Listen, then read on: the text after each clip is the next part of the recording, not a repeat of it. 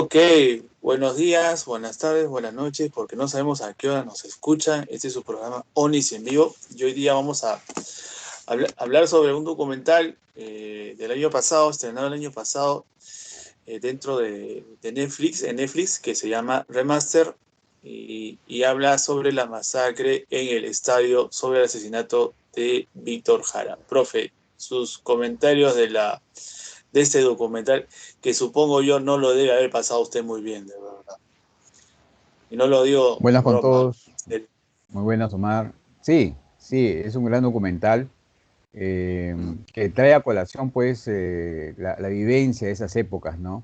Y el gran Víctor Jara en base a todo lo que pasó. Yo me acuerdo muy bien que un amigo me decía, yo soy revolucionario por Víctor Jara, me dice, ¿no? Porque esas canciones, esas letras, ¿no? En todo momento motivaba. Tanto es así que el gobierno militar de Pinochet decía, ¿no? Una canción de Víctor Jara vale 1000 metralletas, como si nos Ah, su- disparasen 1000 metralletas, porque sus mm, letras son buenas, buenísimas, ¿no? Y estaba en una época, pues, donde había mucha pobreza en Chile, ¿no? Y eso restituyó bastante su gran aporte que tuvo, ¿no? Víctor Jara. mm, Ujú. mm. Sí, profe, la verdad es que para mí también hace un poco difícil un poco verlo, porque y yo creo que sea quien sea la persona que tenga su postura política, creo que a un artista no se le debe matar, Claro. por más sus posturas que tenga, ¿no? O sea, Ujú. por más que yo esté en contra de su postura o no esté de acuerdo, yo creo que a un artista nunca se le debe matar, porque es la parte consciente de la sociedad, Así es. Ujú. ¿no? Claro. Y Bueno, ese era un documental un artista, poco nos cuida de eso, ¿no? sí, era un artista no solamente en el canto, ¿no? Él dirigió obras de teatro también, ¿no? Él Ah, era ve. profesor, escritor, ¿no? Bueno, y cantautor, porque todas sus letras son buenísimas. Ujú. Y lo importante es rescatar acá su dirección teatral, o sea, estuvo vinculado con el teatro también, ¿no? Que es importantísimo de notar eso, ¿no? Ujú. Ujú. Profe, yo recuerdo, esa época en Chile debe haber sido muy dura, porque yo recuerdo muy bien que mi mamá me contaba, dice que la gente salía con carretillas sacando su dinero de los bancos. No sé si usted recuerda algo un poco de eso, porque yo creo que la respuesta social de la elección de Allende fue justamente esa, ¿no? La de tratar de corregir la situación económica de Chile, que estaba, no sé si estaba mal, ¿no? Antes, o esta situación Ujú. me la contó mi mamá justo en el gobierno de Allende, ¿no? Porque el gobierno de Allende creo que se agudiza aún más la situación económica, ¿no?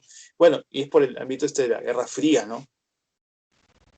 Claro, sí, sí, necesariamente un signo de pobreza total en Chile, ¿no?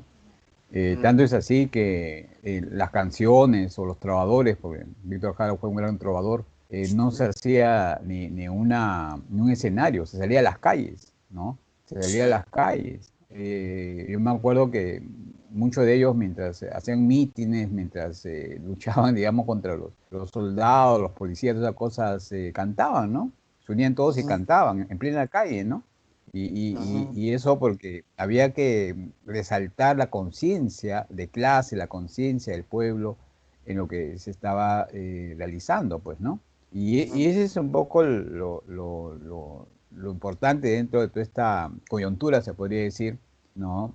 De que no exalzamos a Víctor Jara porque sí, ¿no? Sino simplemente porque fue un gran aporte, fue un gran modelo, ¿no? De una persona que sabía que tenía que apoyar, levantar al pueblo, y él lo hizo con sus canciones, ¿no? Con el arte, ¿no? ujú. Muchos artistas quisieran hacer eso, ¿no? Él hizo con sus Sí, canciones, con sus composiciones, ¿no?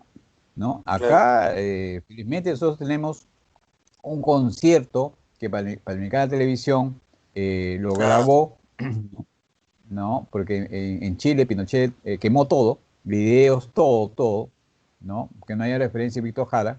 Pero acá tenemos eso, que es un clásico, ¿no? Si lo ujú, encontramos en YouTube, por ejemplo, ¿no? sí, sí, sí, El lo he visto. cantar, ¿no? El trobar, digamos, es algo muy interesante, muy natural, ¿no? Y ciertamente también es una comparación, un cantautor de esa época a lo que actualmente pues nosotros conocemos a los famosos, ¿no? Cantores, ¿no? Cantantes y toda esa cosa, ¿no? Ujú. Claro, hay una cosa que a mí del documental que me asombró bastante, que él decía de que yo no hago las canciones para disfrutar, digamos, para que la gente disfrute, ¿no? Sino las hago para que la gente reflexionar. Si no, no tendría sentido lo que hago, decía él, ¿no? O sea, Ujú, eso me conmovió bastante lo que dijo él, porque creo que como le digo, o sea, uno puede estar en desacuerdo con su idea política, ¿no? Pero siempre, ujú, siempre tiene que ser la parte consciente, o sea, el artista tiene que ser la parte consciente de las personas, ¿no? ujú. Claro, claro. Yo tengo una anécdota hace mucho tiempo, ¿no? Habrá sido cuando tenía 4, 18, 19 años, me imagino. eh, Creo que en 75, por ahí. Nosotros, un grupo de teatro que teníamos acá en Perú, hicimos una obra. Y dentro de la obra poníamos, pues, el último poema que él escribió en el estadio antes de morir, ¿no? Ah, su ¿No? profe. Ya. Entonces, bueno,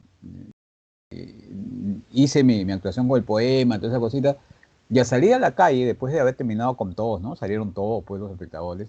Hemos salido a la calle y había una pareja que nos estaba esperando, ¿no?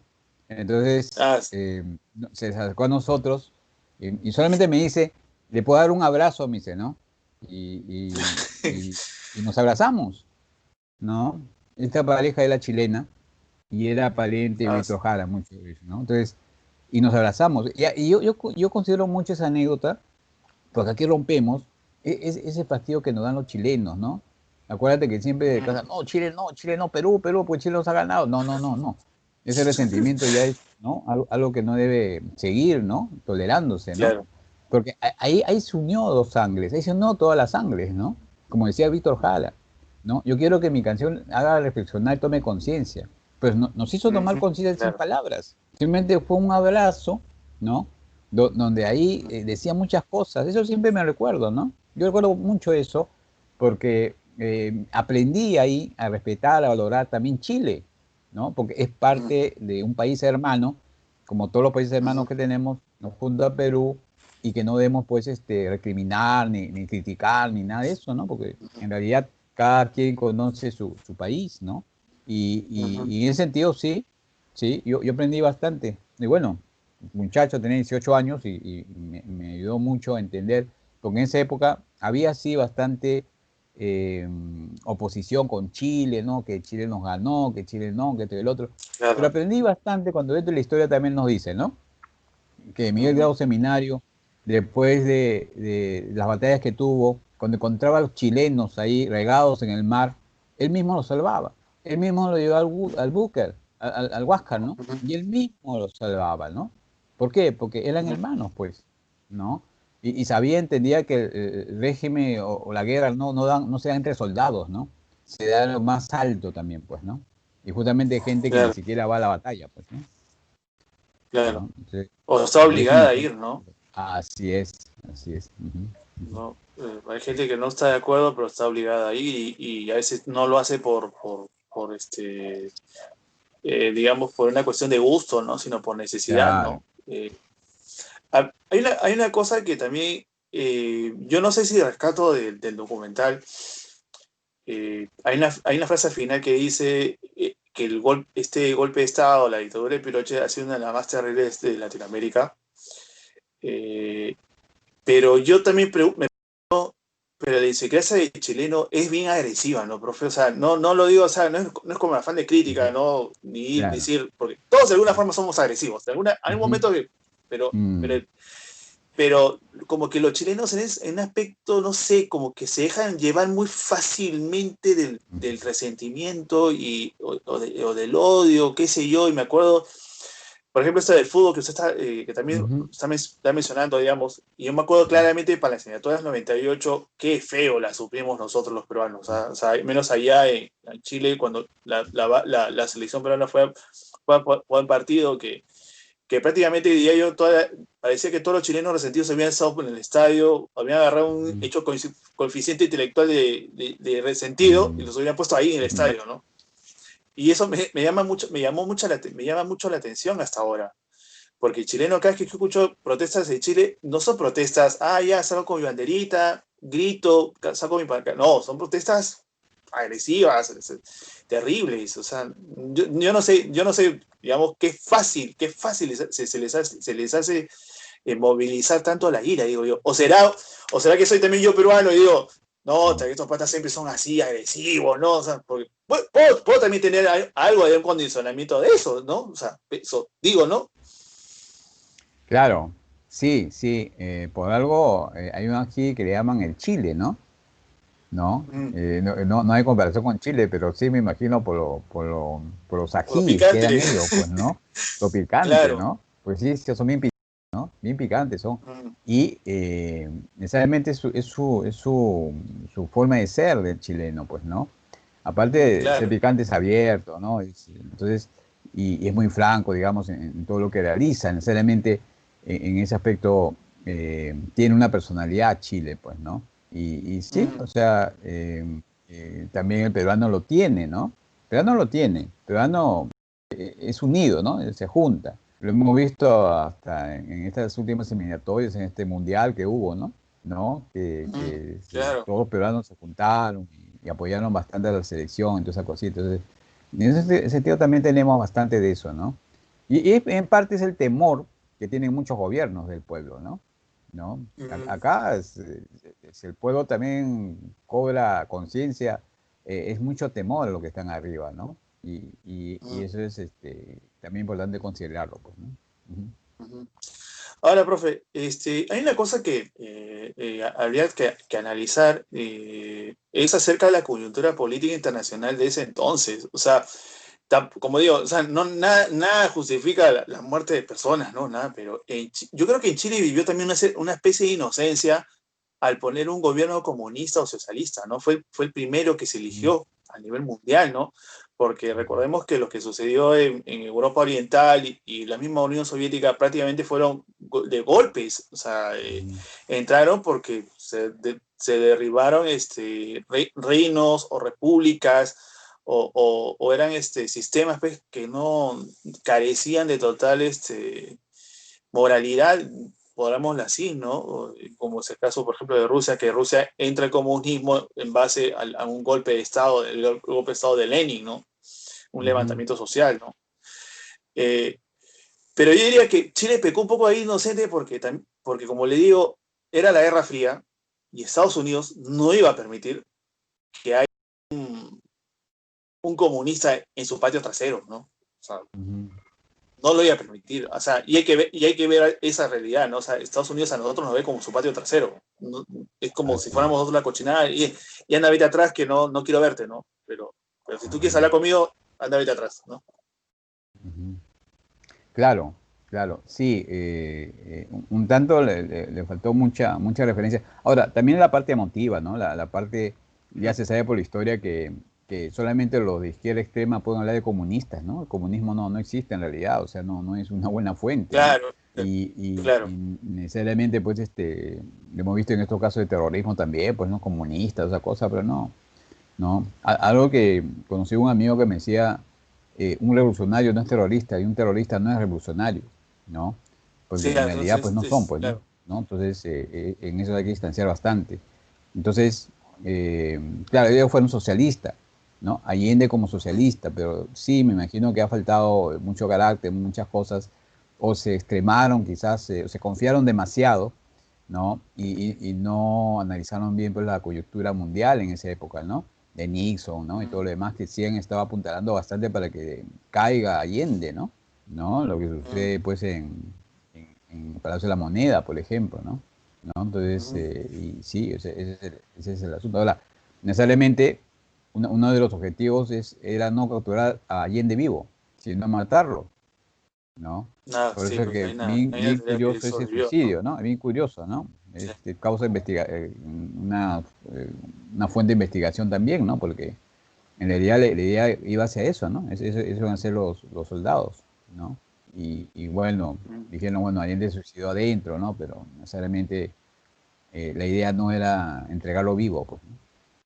Porque esa mm, era un poco la consigna, o sea, mato comunista y ya, elimino el comunismo, ¿no?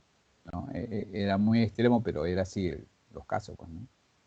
Claro, Lo ahora, mismo que hicieron con Víctor Jara en la masacre del estadio, pues, ¿no? Ujú. claro, claro, como susto para que la gente se intimidara más. Ah, ujú, Ahora, yo me acuerdo que todo eso de la Guerra Fría lo estamos hablando porque yo en la universidad, yo tenía un profesor que era un diplomático y me hablaba y nos habló acerca de este golpe, ¿no? Y él me dijo, ¿tú crees, o nos preguntó, mejor dicho, ¿no? ujú, ¿Ustedes creen que el golpe de Estado de Chile, este golpe de Estado de Pinochet, para quién era? ¿Para los chilenos? ujú, Nos hizo pensar, nos hizo pensar, a mí claro. me hizo pensar. Ujú, No, dijo, fue obvio, había un gobierno socialista, comunista, peligroso en Chile, ujú, pero en realidad este golpe de Estado era por culpa de nosotros, por culpa de los ujú, peruanos. Pero, ¿qué tiene que ver Perú con Chile? O sea, uno no lo relaciona, ¿no? Somos claro, frontera, ¿no? claro. Pero acá también teníamos un gobierno bien socialista, bien comunista, ¿no? Bien Ujú, jodido en ese aspecto porque empezó a expropiar, empezó a quitar.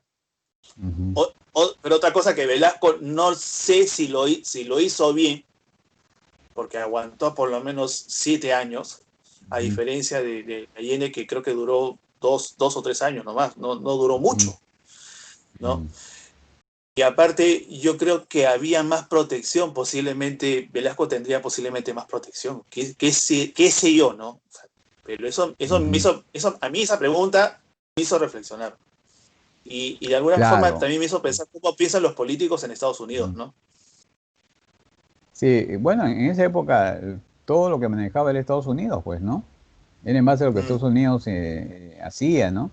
Todas las estrategias encubiertas que hacían ellos acá, en Perú, en Chile, etcétera, todo eso era parte de Estados Unidos, ¿no? Porque, por eso resalta esa imagen del imperialismo, ¿no? El imperialismo yanqui mm, y toda esa cosa, porque es cierto, o sea, sabía que detrás de todo estaba Estados Unidos metido, ¿no? Ahí, dentro de propagar una guerra, ¿no? Eliminar a un país, un gobierno, etcétera, ¿no? En ese sentido sí, era muy mm, fuerte en ese aspecto, ¿no? Ahora, bueno, ahora como se sabe que Estados Unidos quiere y pretende siempre estar por encima de nosotros, me parece que eso ya ha cambiado un poquito, ¿no? Pero la estrategia sigue siendo el mismo, ¿no? ¿No? Seguimos siendo el mm, patio trasero de Estados Unidos en realidad, pues, Los ¿no? Estados Unidos, Porque a ellos les claro, conviene sí, eso, sinceramente, pues, ¿no? Ujú, sí. claro. Ahora, yo recuerdo mucho también cuando se hablaba de esa época, yo no sabía hasta hace poco que en Vietnam debería haber habido elecciones, o sea, estamos retrocediendo, ¿no? En vez de avanzar, estamos Ujú, retrocediendo, ¿no? ujú, Iba a haber elecciones en el año 58, o sea, 2 años antes que entrara el gobierno Kennedy, y en esa época ujú, gobernaba Eisenhower. ujú. Y, su- y, y yo me pregunto, porque obviamente una cosa puede ser Vietnam, otra cosa puede ser Chile, pero Claro. está más o menos intrínseco por ahí el tema. Ujú, Pero, ¿qué tanto, o sea, porque alguna vez también se ha hablado acerca de las proyecciones, pero ¿por qué tengo que cortar si alguien elige libremente a un ujú, gobernante y yo soy un país demócrata? ¿Por qué tengo que ujú, imponer una dictadura? Porque Estados Unidos impuso una dictadura en Vietnam ujú, e impuso una ujú, dictadura en Chile. Si bien ujú, Chile había elegido, Vietnam ujú, no, pero iba a un proceso de democrático, ujú, pero por el ujú, temor que no sean comunistas, mejor ujú. le ponemos un dictador capitalista, ¿no? Igualito que sucedió en Chile. Claro. Y eso ¿qué es lo que sucede ahí? ¿Qué hay en la mente de esta persona para que no deje de decir, yo quiero la libertad, pero yo prefiero que tú seas dictador, que tengas tu dictador? Claro, claro. Aquí habría que recurrir a la psicología de masas, ¿no? ¿Qué hay detrás de la Mm, dictadura? Pues el temor, ¿no? El temor es un negocio también, ¿no? Yo tengo que crear temor en el pueblo, porque es la única forma que ellos tienen de dominar el pueblo, marcando el temor, esa psicosis colectiva, ¿no? ¿No? Entonces, y, mm, y eso sinceramente pues se ha dado desde siempre, ¿ya? Para mí, dentro de la dictadura está ese temor, esos extremos está ligado al temor, ¿no? Entonces, uno que teme sencillamente se queda impávido, ¿no? O otro va a reaccionar, pero de repente reacciona demasiado exagerado. Entonces, para dominar el pueblo, porque yo hablo de psicología de masas, la masa es un concepto simplemente filosófico, ¿no? Y dice, estoy con las masas, pero ¿qué son las masas, no? ¿No? A veces hablan mucho de masas y ni siquiera conocen lo que pasa dentro de un pueblo, dentro de un asentamiento humano, ¿no? Toda esa cosita, ¿no? Entonces, pero saben que el temor es un filamento muy importante, ¿no? Y hay guerras, ¿no? Como las guerras químicas, necesariamente son guerras de grandes temores, pues, ¿no? Por algo, pues, en las guerras también ha intervenido bastante lo parapsicológico, ¿no? No es porque leían en eso Claro. científicamente, sino porque causaba miedo, temor y todas esas cosas, ¿no?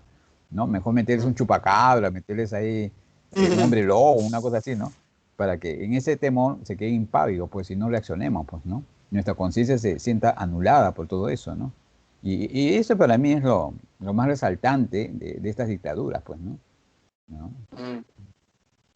Sí, porque en esa época, después vino la dictadura de Chile, de la dictadura de Chile hubo la dictadura de Argentina, se acuerda, que también Claro. fue una cosa que también desaparecieron. Me acuerdo de esa película que está en Netflix, esa es la de Dos Papas.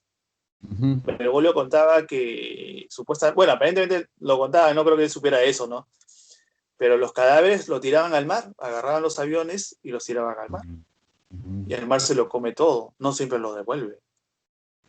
Claro. O sea, qué falta qué falta de respeto, qué inhumano, ¿no? O sea, ni siquiera, o sea, por lo menos acá en Chile, aparentemente mucha gente pudo recuperar los cadáveres, ¿no? Ujú. No los pusieron en fosas comunes, ¿no? O el caso Ujú. también, por ejemplo, nos estamos olvidando que no pertenece tanto a la Guerra Fría, la muerte de Federico García Lorca, ¿no? Ujú. Que él desapareció, prácticamente desaparece, y su cuerpo creo que nunca ha sido encontrado. Se sabe que está en una Ujú. fosa común, pero de ahí a saber quién, cuál es, nunca se ha hecho una investigación. Creo, no recuerdo, ¿no? Claro. Sí, sí, hay casos, hay también elementos o simbolismo de terror, ¿no? Como es lo de Víctor Jara y también lo que es Lorca, ¿no?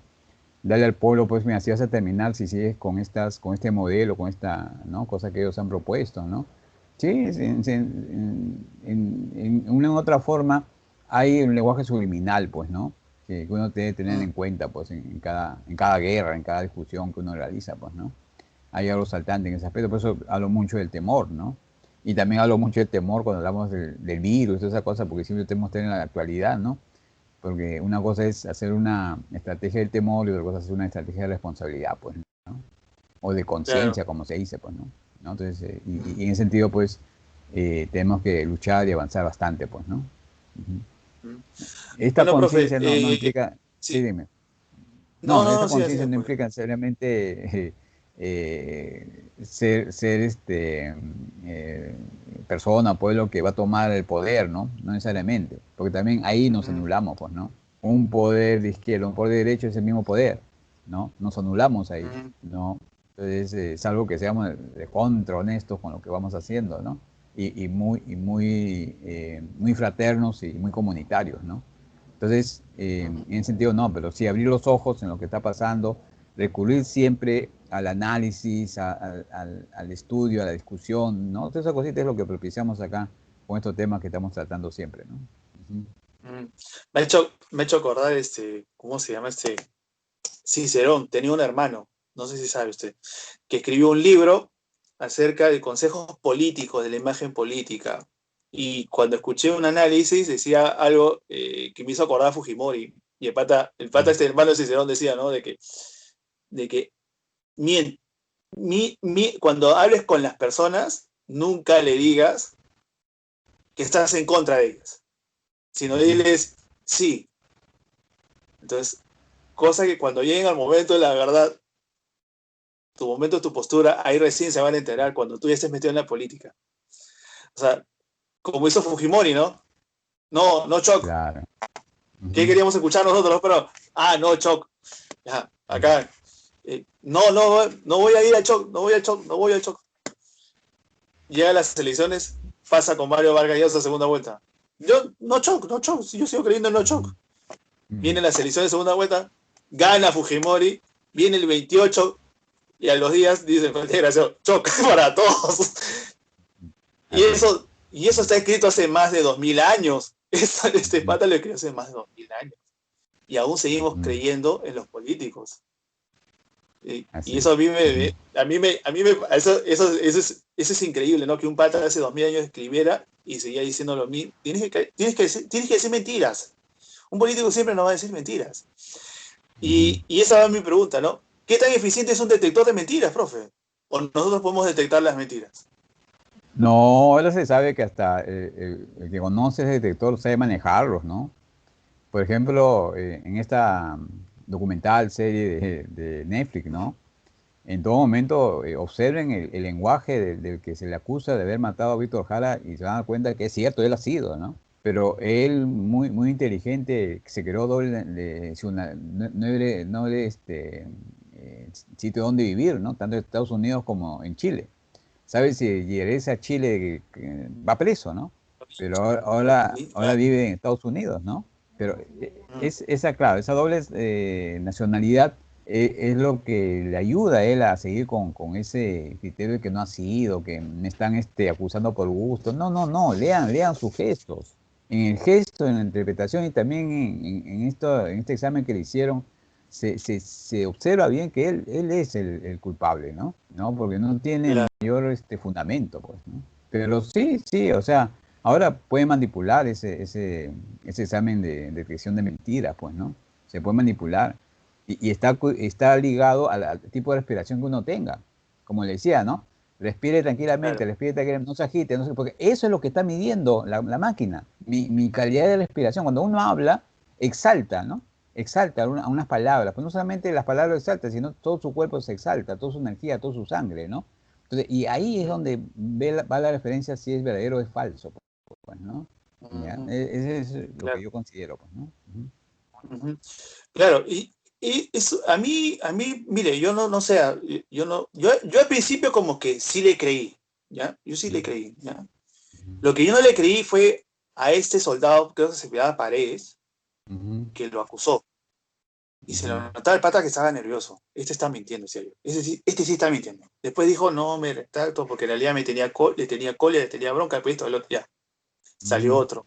No, él sí estuvo en el estadio, pero yo no lo vi que lo mató. Dijo, no. Ahora, es verdad que el detector de mentiras lo confrontó. Ahí se nota que sí mintió. Entonces el tipo que lee el aparato dice, no, él está mintiendo. Esto queda inconcluso porque él no se ha dejado ver verdaderamente si está haciendo o no. Pero el 90% de los casos que es culpable, que es mentiroso, que está mintiendo, ¿no? Entonces ahí ya queda, ¿no? O sea, con lo que se dice y más lo que esta máquina dice, el pata dice, es culpable. Claro. Pero esa capacidad de mentir, que ya prácticamente se vuelve cara dura, ¿no? Eso ya es ser cara dura, no aceptar que lo has hecho. Sí, lo que pasa es que como es militar, sabe mentir, ¿no? Sabe mentir. Y sabe que el detector de mentira también es una máquina que se puede manipular, ¿no? Y eso es lo que uno observa al momento de hacer su examen, ¿no? Y para mí, bueno, Netflix, como dice él, él iba a hablar y al final iba a pasar su detector de mentira para contrastar que era falso, que decía. Al final cuando dice, bueno, no podemos ni decirle que lo hizo o no lo hizo, porque no salió muy bien, el examen no estuvo concluido, ¿no? Pero fue una estrategia de Netflix, ¿no? De otra manera, hacer que el señor hable, ¿no? Para hacerlo pasar, claro. Ahora, una cosa que también me hizo acordar, no sé si ha visto, en Netflix han estrenado otro documental que se habla de un caso de que un pata pasa por un detector de mentiras. Pero este pata sí lo desaprueba. Sí lo desaprueba y dos detectives le dicen, tú has matado a tu mujer y a tus dos hijas. No, yo no he sido. Yo no sé lo que ha pasado. Yo no sé que no. Tú las has matado, le dicen. Dice el pata, ¿no? Llama al papá y le dice, otra mentira. No, yo no maté a las niñas. La que la mató fue mi mujer. Yo maté a mi mujer. Pucha. Y después vuelve a salir otro. vuelve a salir la otra mentira. Ya, ¿qué fue lo que pasó? No, es que lo que pasó es que yo la maté a mi mujer y después maté a mis 2 hijas. Y yo digo, o sea, yo digo, pero este pata, o sea, hasta el director de mentiras quiere hacerle pasar el roche, ¿no? O sea, vergüenza. Claro, sí, Porque sí. en realidad, no, o sea, esa confrontación que uno tiene al momento que te están haciendo estas preguntas, debe ser bien fregado, debe ser bien, o sea, para una persona que está pasando por una situación así difícil, que te están acusando de algo, Claro. debe ser bien complicado, ¿no? Pasar por un detector de mentiras. No creo que sea nada fácil. Sí, así es. Sí, tiene que conocer, tener una experiencia previa para eso, ¿no? Sí. Claro, bueno, profesor, muchas gracias por estar con nosotros otra vez más en el programa. Yo quisiera saber si tiene algunas conclusiones más. Bueno, que puedan ver este documental, que es muy, muy emotivo, ¿no? Y más para las personas mayores, pues que van a recordar bastante toda esa época. Y el testimonio que tienen ahí de primera fuente, que es muy fuerte, ¿no? Es muy fuerte lo que dicen cuando encuentran a Víctor Jara en la columna de los soldados, ¿no? De todos los que iban presos de esta universidad que fueron traídos a este estadio, ¿no? Y otra cosa, escuchen las canciones de Víctor Jara, ¿no? El derecho a vivir en paz, por ejemplo, ¿no? Sí. Aunque hay ediciones póstumas como Te recuerdo Amanda, ¿no? También, también en internet tenemos también el poema, ¿no? Somos 5000, el poema que en ese momento, y este testigo, ¿no? Que dijo, me pidió mi boleta, yo le di y rápido comenzó a escribir, y era eso, ¿no? De un poema donde decía, no quiero escribir, pero tengo que escribir, no me gusta, pero tengo que hacerlo, etcétera. Somos 5000, ¿no? Era su manifiesto en realidad. Y este manifiesto también es necesariamente un tema muy, muy importante dentro de las letras de Víctor Jara. Entonces, un poco recordar a él y que siga vivo, Víctor Jara sigue vivo, ¿no? Dentro de nuestros corazones y dentro de toda esencia de libertad o de protesta que vamos a tener, ¿no? Es un gran artista, ¿no? Y en ese sentido solamente me queda, pues, recomendar eso, pues, ¿no? Nada más, solamente como siempre, gracias Omar por este programa y ya nos estamos viendo, pues, en otra oportunidad. Gracias. Gracias, profe. Y sí, lo que dice el profesor tiene razón, ¿no? O sea, escuchen sus canciones. Yo recién, la verdad, sí, estoy aprendiendo a escucharlas. Es más, le cuento una anécdota. Sí. Cuando me conocí la existencia de Víctor Jara fue por usted, cuando yo recién estaba en ONIS. Y la segunda, yo siempre creí que era peruano. No sé por qué se me metió ese. Debe ser por algo de YouTube que vi, no sé. Sí. A mí me conmovió mucho ese final que hasta el último no dejó de ser artista. No dejó de que no se vendió, porque eso es importante también en una persona, que no se vendió. Mis ideales, mi postura, calladamente acepto, digamos, el veneno de la muerte, ¿no? Y tuvo esa visión, digamos, ¿no? De escribir un manifiesto, como se dice, en medio de una cosa muy terrible. Creo que en mi vida nunca he escuchado que un artista haya hecho eso. O sea, nunca lo he escuchado. Que hasta a punto de morir sigue siendo artista.